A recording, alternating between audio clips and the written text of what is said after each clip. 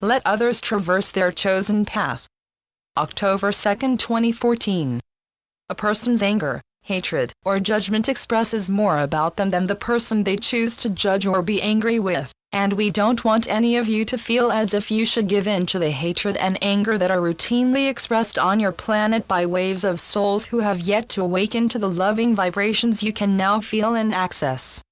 Much of humanity has been entrenched in the lower vibrations for a very long amount of your fading concept of time, and as such, many souls' perspectives have become hardened, and they may, at times, choose to take this hardness out on others for reasons that seem justifiable at the time. There is no reason to let the negativity of another bring you down, because you're each here for a far greater mission than to continuously give in to the lower qualities you've come to this planet to help heal. You're on the earth to help the collective consciousness find the light in increasingly pure and real ways, and to do this, you'll have to be willing to remain in your sacred center no matter what situation you face. Even if you find you're the target of the anger or negativity of another, you can remain in your center and send them a wealth of lighted, healing energies to help them work their way through their anger or difficulty. Anger is an inhibitor.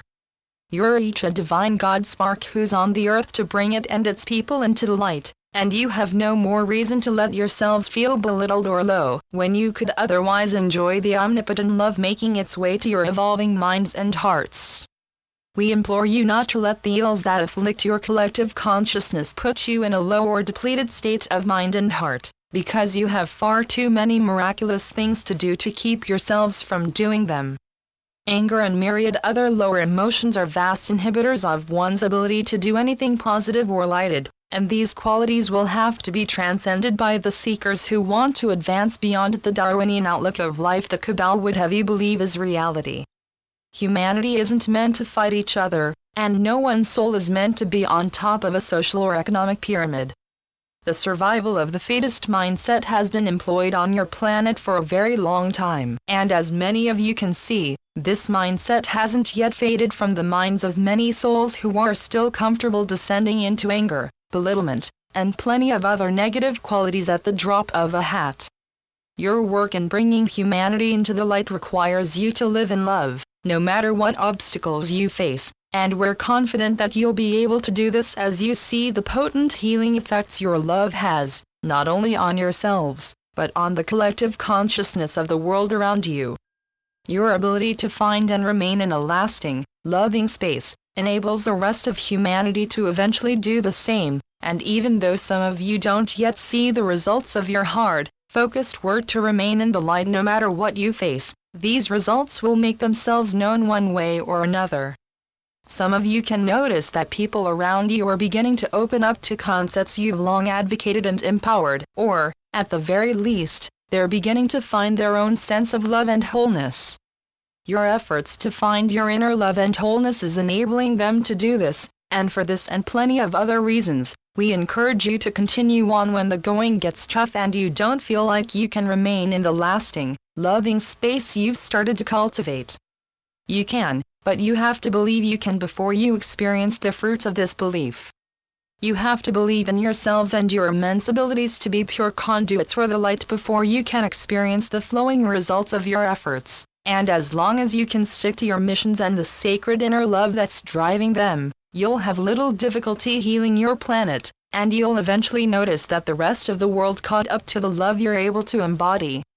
We wholeheartedly encourage every seeker who's become aware of spirit and begun to use their awareness for positive purposes to continue working as hard as you can, because your work's making a bigger energetic effect on the collective consciousness than you yet realize. Subtly but surely, humanity's awakening from the self-instated and collectively enforced illusion you've all been enmeshed in for so long, and one of the first things most souls become aware of is the actions of the few in power who seek to keep you oppressed and unaware of the truths of your existence. Raising awareness with a loving perspective. We don't wish to spend too much time or energy talking about the Cabal for this message, because even though raising awareness of the things they continue to do to suppress humanity's physical and spiritual awareness is important, we don't wish for you to expend your energy fighting the old. This is why we mentioned that you don't have to let the negativity of others get you down, and instead of trying to fight the cabal or manually put a stop to their actions and agendas, you can raise awareness of their agendas from a loving, centered space, and radiate as much pure love as possible in the process. The healing that'll result will disempower the cabal more than anything else, and even though there's nothing wrong with rebelling against them in a sense, the energy created by rebellion actually feeds them. We don't want for you to remain unaware or complacent, but we do want you to see that there are other, higher ways you can fight the cabal or anyone who you perceive to be living for the self or for hatred instead of love and selflessness. You can send love these individuals' way, and no matter how naive it might sound to some, this is among the most potent way to effect real and lasting change on your planet. Sending love isn't all you're meant to do, however, you're also meant to raise awareness of the things they continue to do. Again, you can do this from a centered and loving perspective, and the energy of rebellion doesn't necessarily need to be attached. It will be for many souls who resonate with it, and this is certainly okay. All of humanity will eventually see that the energy of rebellion is an energy of resistance, and resistance, as many of you have begun to learn, will forever keep you from finding the higher vibration that'll soon become commonplace on Earth. Attempting to awaken those who aren't ready. We want to address a question that was posed to our scribe by a dear reader, and it's a question of what one can do if the people around them don't believe or empower the same concepts as them. From our perspective, there's nothing wrong with attempting to open the minds and hearts of others, but one should keep in mind that because of the paradigm-shattering nature of many of the things they have to share, others might not open up to their revelations as easily as they expect. Some might even descend into negativity or aim hatred at the person who attempts to awaken them, and this is because some people simply aren't yet ready for the greater truths and revelations all of humanity will eventually learn.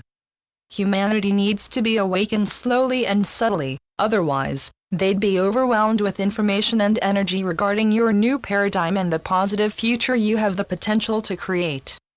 We encourage our reader to dial back her attempts to awaken those around her, but not too much. The things she's doing and saying are certainly appreciated, but from our perspective, she'll continue to meet resistance if she continues to attempt to awaken those who aren't yet ready to be awakened.